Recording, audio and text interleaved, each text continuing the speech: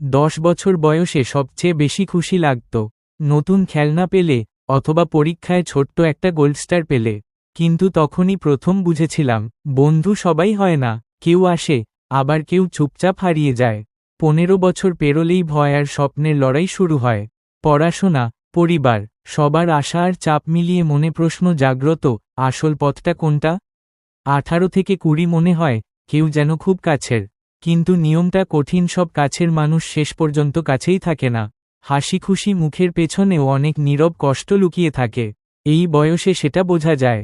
24-25-এ এসে বুঝি স্বপ্ন বড়, কিন্তু সেই স্বপ্নের পথটা আরও বড়।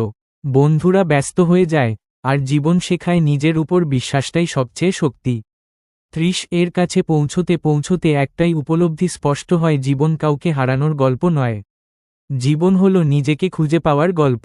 যে ছোট্ট 10 বছরের আমি ভয় পেত, কাঁদত, স্বপ্ন দেখত, আজ সেই দাঁড়িয়ে আছে নিজের জীবনকে নিজের মতো করে গড়ে তোলার পথে।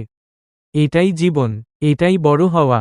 ভিডিওটা ভালো লাগে লাইক, কমেন্ট, শেয়ার এবং ফলো করবেন। ধন্যবাদ সবাইকে।